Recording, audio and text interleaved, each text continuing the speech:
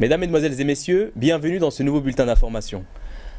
Nous allons découvrir ensemble les principaux titres qui composent notre actualité aujourd'hui.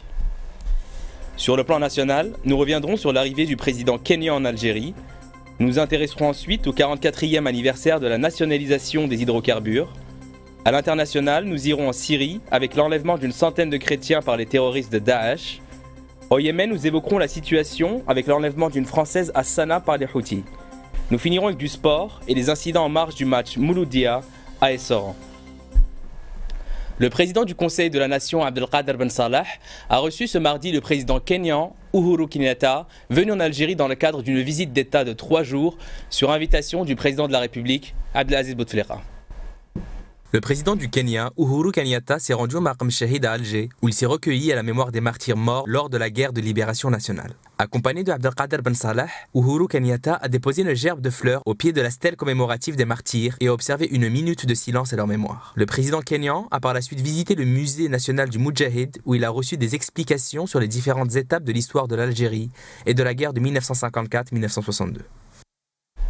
Je tiens à rassurer tous les citoyens que le gaz de schiste n'aura aucun effet sur l'environnement et toutes les études écologiques le confirment, a tenu à rassurer hier Mme Dalila Boudjema'a, ministre de l'Aménagement du Territoire et de l'Environnement. Elle a affirmé dans une déclaration en marge de sa visite de travail et d'inspection dans la wilaya de Borj Bouarerij que les portes de son département sont ouvertes à toute personne souhaitant avoir plus de précisions et d'explications sur le sujet. Elle a aussi rappelé que l'Algérie est dans la phase d'exploration et la question de l'exploitation n'est pas à l'ordre du jour actuellement. C'est à partir de 2022 qu'elle est envisagée, a-t-elle précisé. Ce mardi 24 février 2015, l'Algérie célèbre le 44e anniversaire de la nationalisation des hydrocarbures décrétée en 1971 par le président de la République de l'époque, Houari Boumedienne. Cet anniversaire s'inscrit dans un contexte très particulier marqué par une tension évidente qui résulte de la chute brutale des cours du pétrole ainsi que la question de l'exploitation du gaz de schiste. Le grand défi que devra relever notre pays pour les années à venir est certainement celui de la transition énergétique afin de pérenniser l'indépendance vis-à-vis des ressources fossiles. Le ministre de l'Énergie Youssef Yousfi a confirmé lundi sur les ondes de la radio algérienne que la production d'énergie de l'Algérie a quadruplé depuis la nationalisation des hydrocarbures le 24 février 1971. Déclarant que la décision historique de nationaliser les hydrocarbures a confirmé la souveraineté de l'Algérie et son indépendance. Cette nationalisation a permis l'utilisation des ressources énergétiques du pays afin de répondre à la demande intérieure ainsi que le financement du développement économique et social. La date du 24 février 1971 est fondamentale pour l'économie nationale, basée majoritairement sur la rente des hydrocarbures, dont la nationalisation est venue conforter la souveraineté de l'Algérie, marquant la volonté des dirigeants de l'époque de récupérer leurs richesses naturelles et d'assurer pleinement le contrôle de leur exploitation. Au-delà de son caractère politique, cette décision historique a bouclé un long processus de préparation entamé pour la récupération des richesses naturelles à travers notamment la nationalisation des mines en 1966. Le Premier ministre Abdelmalek Sellel s'est rendu à Arzou à l'occasion du double anniversaire de la nationalisation des hydrocarbures et de la création de l'UGTA. Il était accompagné de Youssef Yousfi, ministre de l'Énergie, et du secrétaire général de l'UGTA, Abdelmajid Sidi Saïd.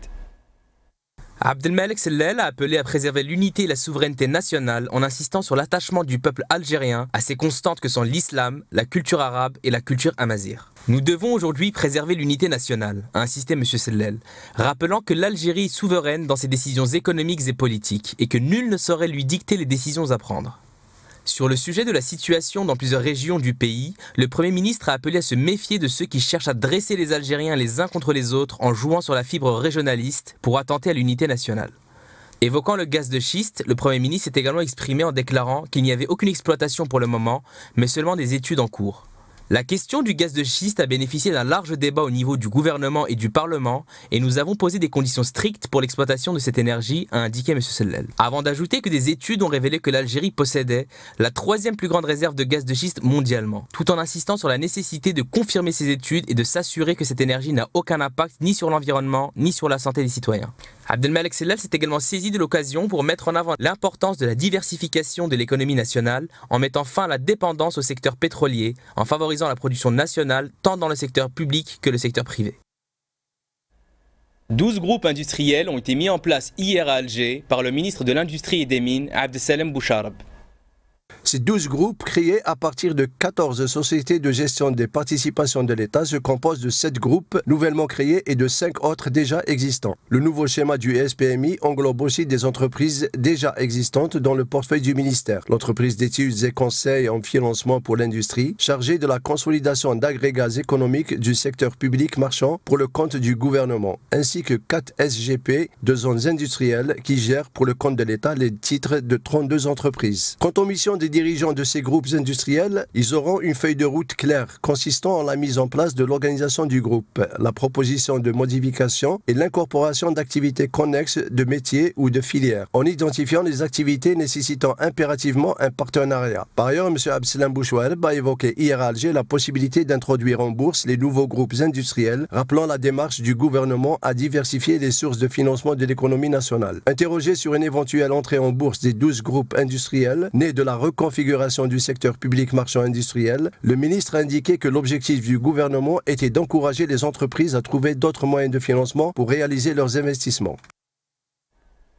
Accident de la route à Bjaïa, 6 morts et au moins 20 blessés dans l'éboulement de rochers selon un premier bilan. Un bus de transport de voyageurs assurant la ligne Khrata-Béjaïa et 4 véhicules ont été écrasés près du tunnel d'Aoukas dans un important effondrement de rochers. L'intervention des services de sécurité ont permis de libérer la route aux ambulances. Les blessés ont été transportés à l'hôpital Khalil Amaran de la ville de Béjaïa. En Syrie, une centaine de chrétiens ont été enlevés par l'organisation terroriste Daesh, rapporte l'Observatoire syrien des droits de l'homme. Ce rapt s'est déroulé dans 2 villages contrôlés par les forces kurdes dans le nord-est de la Syrie. Au moins 90 chrétiens seraient aux mains de Daesh. Des combattants de l'organisation d'Abou Bakr al-Baghdadi ont attaqué 2 villages chrétiens assyriens contrôlés par des forces kurdes dans la région de Hasakeh et ont enlevé 90 habitants, a déclaré ce mardi l'Observatoire syrien des droits de l'homme. Une autre organisation non gouvernementale, A Demand for Action, a confirmé les enlèvements, les évaluant entre 70 et 100 personnes. L'attaque s'est produite lundi à l'aube à Tal Shimaran et Tal Hermouz, 2 villages chrétiens de la région d'Hasakeh. Des femmes et des enfants figurent parmi les prisonniers selon l'OSDH qui affirme avoir obtenu ces informations avec les témoignages d'habitants ayant fui ces villages. Nouri Kino, fondateur d'ADA, a expliqué que 3000 personnes avaient fui leur village à la suite de l'attaque de Daesh, rapporte le Daily Mail. La province de Hasakeh se divise entre les forces kurdes et les combattants de Daesh avec une présence de l'armée loyaliste dans la ville éponyme. En outre, depuis plus d'1 an, des chrétiens syriaques, la population originelle du nord-est de la Syrie, ont pris les armes. Depuis peu, ils avaient formé la brigade syriaque et combattaient l'organisation d'Abou Bakr al-Baghdadi aux côtés des forces kurdes. Dans le Golfe, le président des missionnaires yéménites Abderrabbo Mansour Hadi est officiellement revenu sur sa décision ce mardi depuis la capitale du Sud, Aden. Il a déclaré assumer ses fonctions et considère comme nulles et non avenues toutes les mesures prises par les Houthis.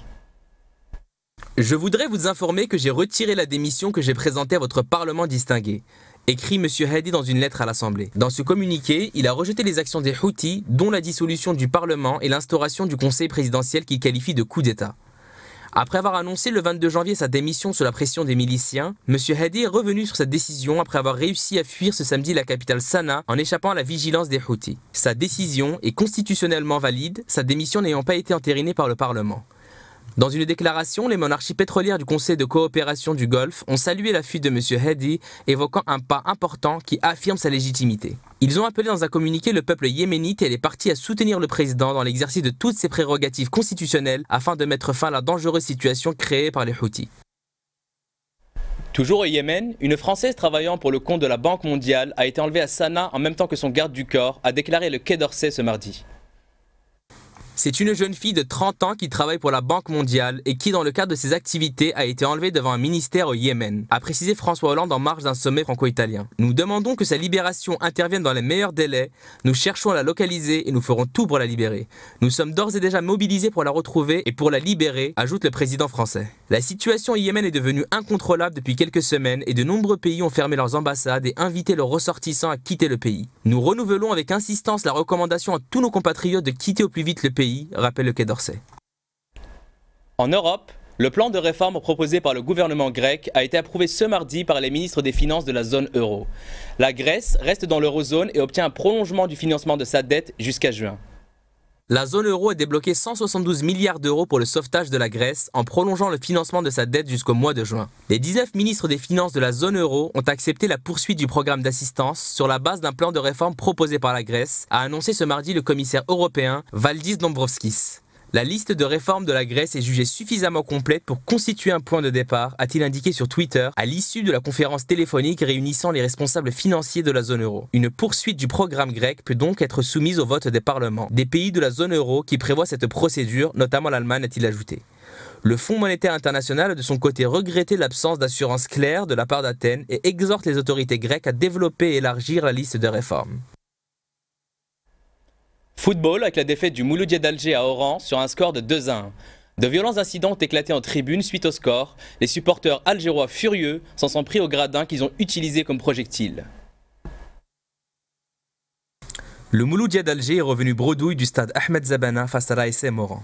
Partis dans le but de récolter les 3 points, les Verts et Rouges ont été finalement surpris par une jeune formation de l'ASM Oran supérieure sur tous les plans et se sont inclinés sur un score de 2-1. Les Chinois n'ont pas accepté ce résultat, de grandes émeutes ont éclaté dans les tribunes et les supporters, fous de rage, ont cassé les chaises et s'en sont servis de projectiles. Ces incidents vont exposer le Mouloudia de grandes sanctions de la part de la Ligue algérienne de football. On en arrive maintenant à la fin de ce journal. Merci de nous avoir suivis dans cette nouvelle édition et à très bientôt sur les antennes des Numidia News.